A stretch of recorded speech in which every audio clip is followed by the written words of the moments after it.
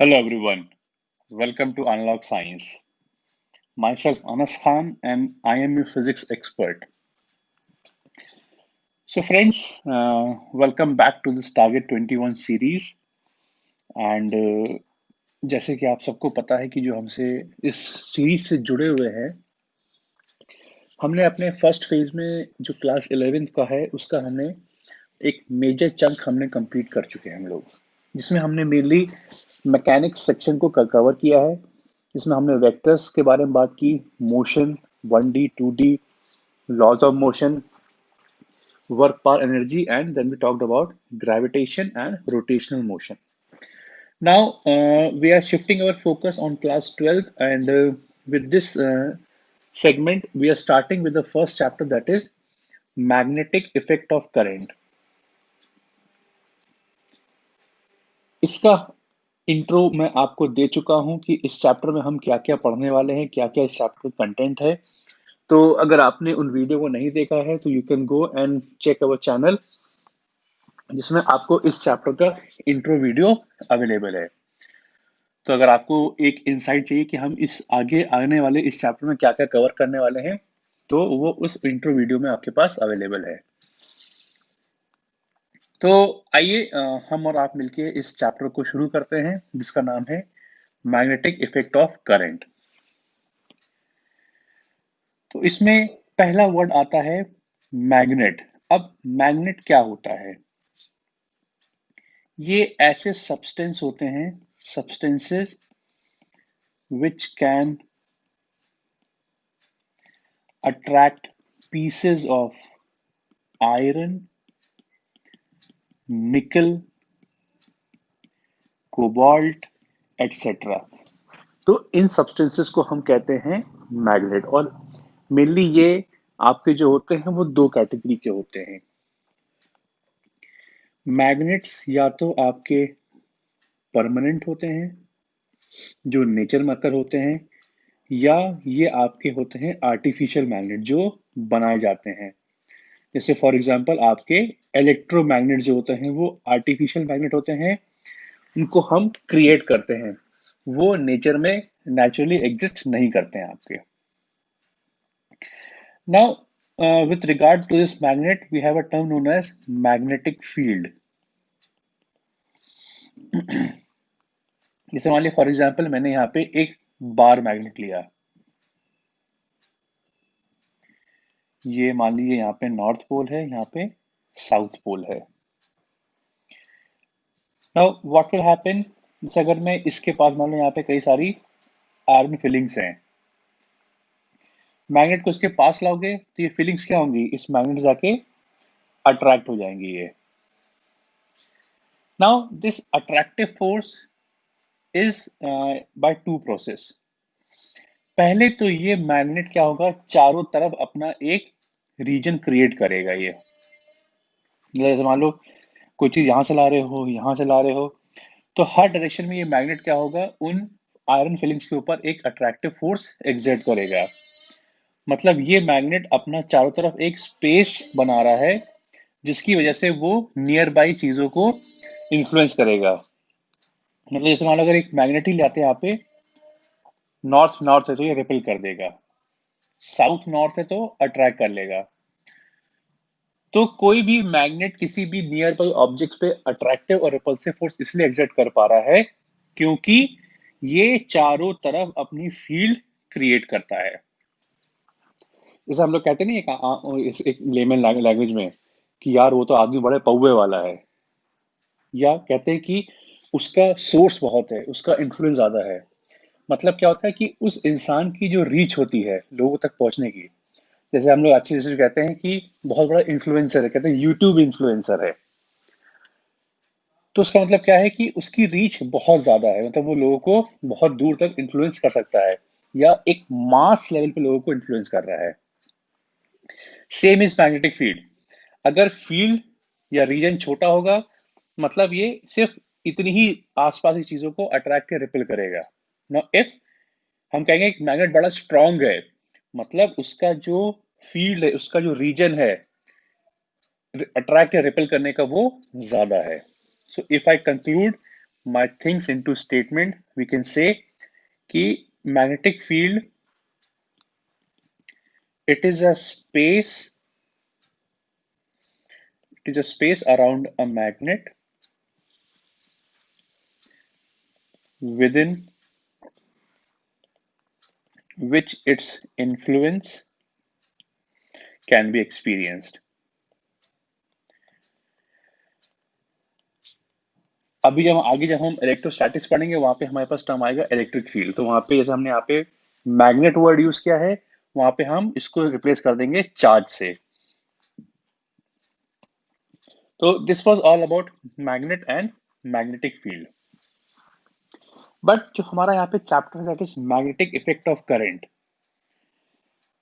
तो इसमें थ्योरी ये है कि जब भी कोई चार्ज पार्टिकल फ्लो करेगा, क्योंकि करंट क्या होता है, करंट इज बेसिकली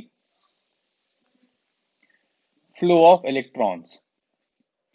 तो इसके लिए एक एक्सपेरिमेंट हुआ, दैट वाज ऑर्स्टेड एक्सपेरिमेंट। ये आप सबने क्लास 10th में पढ़ा होगा आपने, ऑर्स्टेड एक्सपेरिमेंट। अब एक्सपेरिमेंट था क्या, तो पहले मैं इसका आपको मैं सेटअप बना के दिखाता हूँ।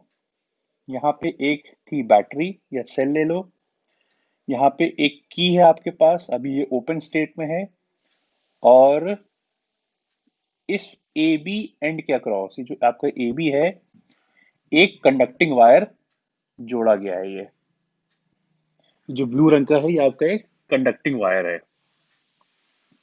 नाउ व्हाट आई डिड, मैंने इस की को क्लोज कर दिया, तो क्या होगा, इससे करंट फ्लो करेगा। तो करंट इस कंडक्टर ए बी में भी फ्लो करेगा। जब इसके पास यहाँ पे एक कंपास रखा गया, यहाँ पे कंपास को प्लेस किया गया था, तो देखा ये गया कि कंपास में जो नीडल है वो डिफ्लेक्शन शो कर रही है, यहाँ पे नॉर्थ, यहाँ पे साउथ। और ये ऑब्जर्व किया गया कि अगर मैं इसकी पोलैरिटी को चेंज कर दूं, मैंने बैटरी को रिवर्स कर दिया मैंने, बाकी मेरा कंडक्टर ए बी वही है मेरा, तो इसको हम पहले ड्रॉ करते हैं। ये मेरा कंडक्टर ए बी है ये, और कंपास अभी भी ऐसा रखा हुआ है। बट देखा ये गया कि जैसी मैंने इस बैटरी की पोलैरिटी को चेंज किया, मेरा जो कंपास था उसका डायरेक्शन चेंज हो गया। अब पहली चीज, मैग्नेटिक कंपास जो होता है वो ये बताता है, या जो उसका डिफ्लेक्शन होता है वो ये बताता है कि स्पेस में मैग्नेटिक फील्ड प्रेजेंट है, इसीलिए वो अपने आप को नॉर्थ साउथ के अलोंग अलाइन करता है। तो ऑस्टिन ने देखा कि जैसे ही हमने इस की को बंद किया, जो हमारा की है, ये दिस इज माय की, ये स्टेट ओपन होता है और ये स्टेट क्लोज होता है। तो जैसे ही क्लोज किया, करंट ने फ्लो करना शुरू कर दिया। जैसे ही करंट कंडक्टर ए बी में गया, ये ऑब्जर्व किया ऑस्टेड ने कि आपका मैग्नेटिक कंपास डिफ्लेक्शन शो कर रहा है। अब कंपास का डिफ्लेक्शन ये प्रूव करता है कि हाँ, जो करंट कैरिंग वायर्स होते हैं वो अपने चारों तरफ मैग्नेटिक फील्ड डेवलप करते हैं। जैसे ही की को वापस ओपन कर दिया गया, इसका डिफ्लेक्शन गायब हो गया। सो ऑर्स्टेड कंक्लूडेड दैट कि ये इसका कंक्लूजन था कि a current carrying conductor produces a magnetic field, produces a magnetic field around it। ये आपके ऑर्स्टेड एक्सपेरिमेंट का ये कंक्लूजन था आपका। नाउ अगर कोई चीज एग्जिस्ट कर रही है, तो ऑर्स्टेड ने सिर्फ ये बताया कि हाँ फील्ड एग्जिस्ट करती है। अब अगर कोई चीज एग्जिस्ट करती है तो फिजिक्स में उसका कुछ वैल्यू होगा, कुछ डायरेक्शन होगा, मतलब उसकी कुछ न्यूमेरिक वैल्यूज होंगी। Now to express this field in numeric values, there was a law known as Biot-Savart law. एक बहुत ही इंपॉर्टेंट लॉ था। तो अभी हम इस लेक्चर में सिर्फ बायट-सेवर्ट लॉ के बारे में बात करेंगे, कैसे उसका एक्सप्रेशन आया था, कैसे उसको हम वेक्टर फॉर्म में लिखते हैं, and in the next lecture we will talk about applications of Biot Savart law. तो आइए जरा हम लोग बात करते हैं व्हाट इज बायट-सेवर्ट लॉ। तो सपोज यहाँ पे कोई एक करंट कंडक्टिंग वायर है आपका ये। Suppose there is a current conducting wire. तो हमने इस तरह से एक छोटा सा एक सेगमेंट ले लिया यहाँ पे, और हमने क्या किया, हमने यहाँ पे एक छोटा सा करंट एलिमेंट लिया ये ये एक छोटा सा करंट एलिमेंट लिया, छोटा सा एक तार का टुकड़ा है मेरा ये। तो करंट यहाँ पे क्या, करंट इसमें कुछ ऐसे फ्लो कर रहा है आपका, एंड सपोज मुझे इस पॉइंट P पे निकालनी है फील्ड। तो पहले तो इसमें एक एलिमेंट होता है आई डी एल। तो डीएल क्या है, डीएल आपकी ये लेंथ आपकी डीएल है ये। डीएल क्या है, इस छोटे से एलिमेंट की छोटी सी लेंथ, इसको हम कहते हैं differential length. Now what is I DL, it is current element vector. इसका डायरेक्शन क्या होगा, जिस डायरेक्शन में मेरा करंट है वहां पे हम एक टेंजेंट ड्रॉ करेंगे। तो अगर आप टेंजेंट ड्रॉ करोगे तो ये कुछ ऐसा बनेगा आपका, यहाँ पे टेंजेंट ड्रॉ करोगे तो ये कुछ इस तरह बनेगा आपका। This is your I DL vector. Point भी हम थोड़ा नीचे शिफ्ट करते हैं हम लोग अपना। सपोज पॉइंट भी मेरा, मुझे यहाँ पे फील्ड निकालनी है पी पॉइंट पे। तो इस एलिमेंट से हम एक पोजीशन वेक्टर बनाएंगे यहाँ पे। This is your position vector, इसको लिखते हैं हम R. This is your position vector R, और इनके बीच में एंगल कितना है, थीटा है। अब बायट-सेवर्ट लॉ ये बोलता है, पहली चीज, मैग्नेटिक फील्ड को हम लिखते हैं बी से। So B is a symbol for magnetic field, और मान लीजिए इसमें करंट कुछ आई फ्लो कर रहा है। Now what does Biot-Savart law states? It states that point number 1 कि इस छोटे से एलिमेंट की जो छोटी सी फील्ड dB होगी, उसका magnitude is proportional to I dl।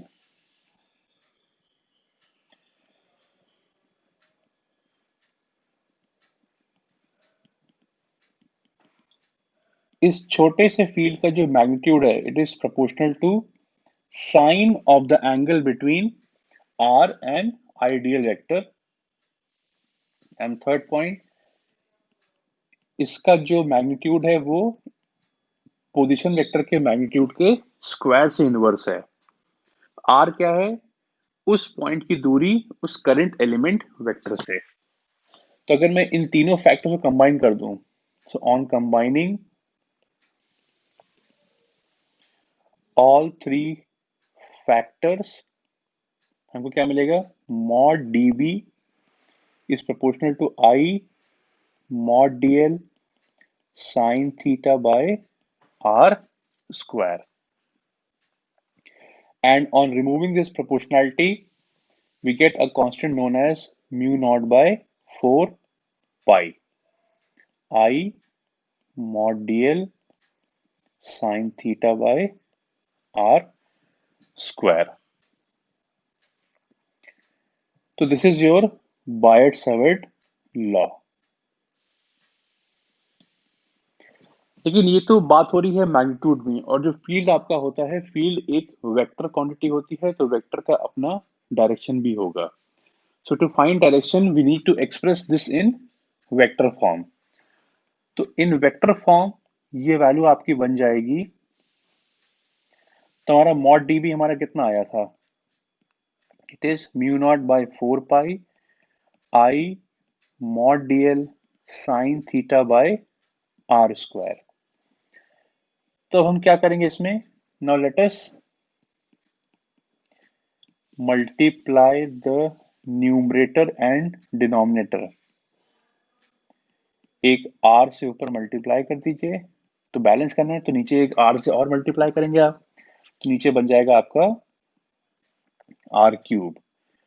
तो देखिए यहाँ पे ये D mod D L mod R sine theta, तो जो a क्रॉस b होता है, a क्रॉस b क्या था, mod a mod b sign theta. तो उसके अकॉर्डिंग अगर मैं इसको लिखूं वेक्टर फॉर्म में, तो ये बन जाएगा mu naught by 4 pi r cube i dl cross r।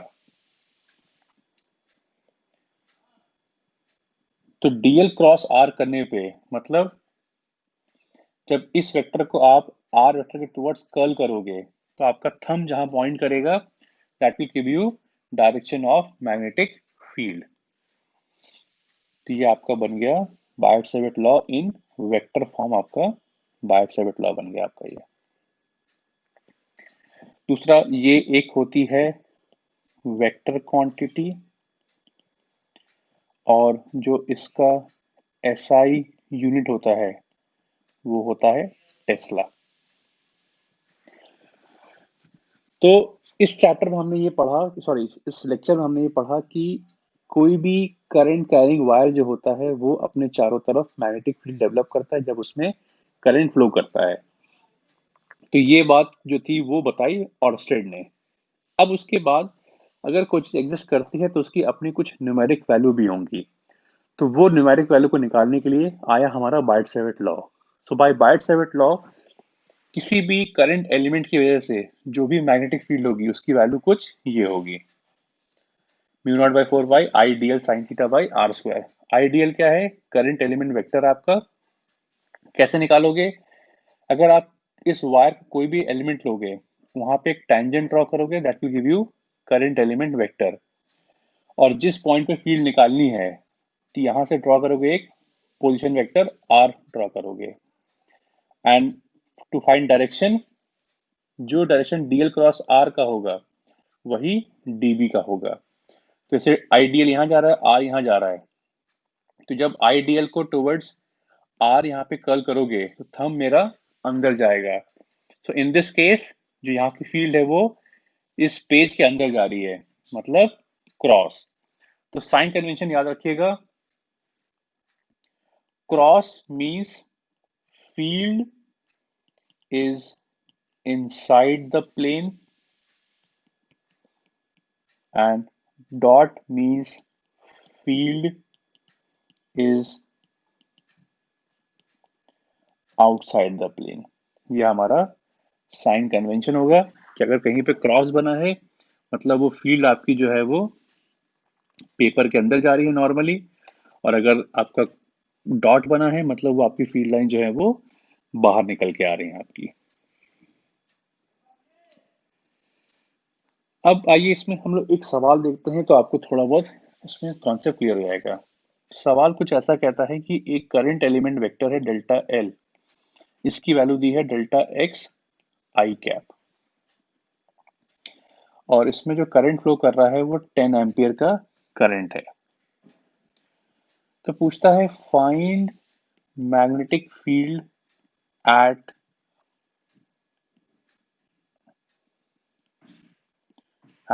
A distance of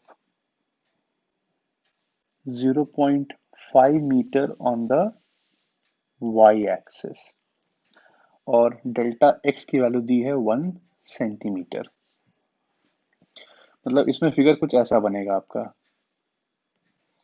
यहाँ पे पहले हम बनाते हैं एक्सिस,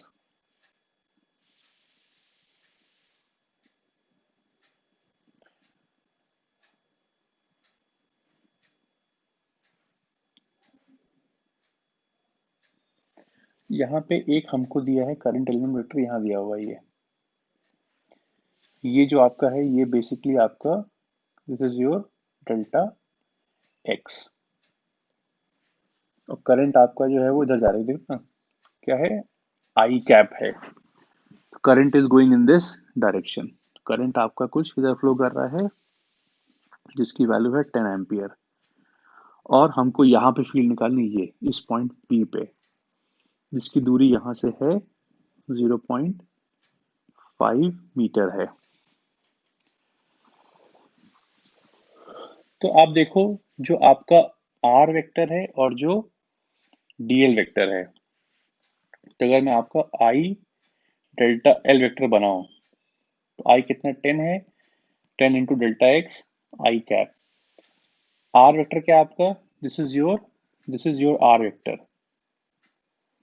ये आर वेक्टर है, ये कितना बन जाएगा, इसमें एक्स कॉम्पोनेंट है नहीं, पूरा पूरा वाई के अलॉन्ग है, तो ये बन जाएगा 0.5 जे कैप।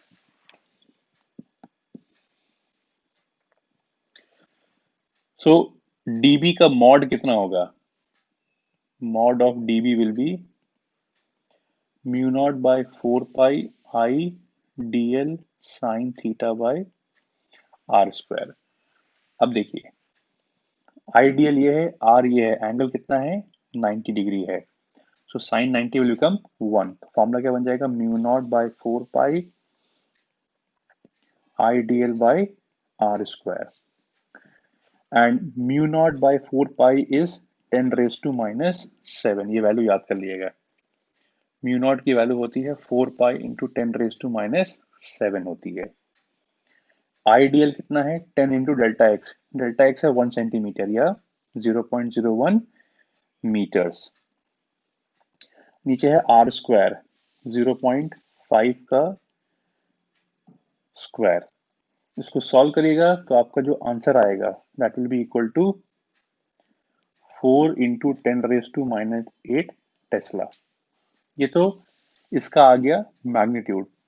हमको निकालना है डायरेक्शन। तो डायरेक्शन में क्या करना होता है, you have to perform DL cross R. तो डीएल का डायरेक्शन क्या है, आई कैप, आर क्या है, जे कैप। तो I cross J will give you direction of B, I cross J is K cap. मतलब जो आपकी फील्ड है, फील्ड का जो डायरेक्शन है that is positive Z axis और के कैप।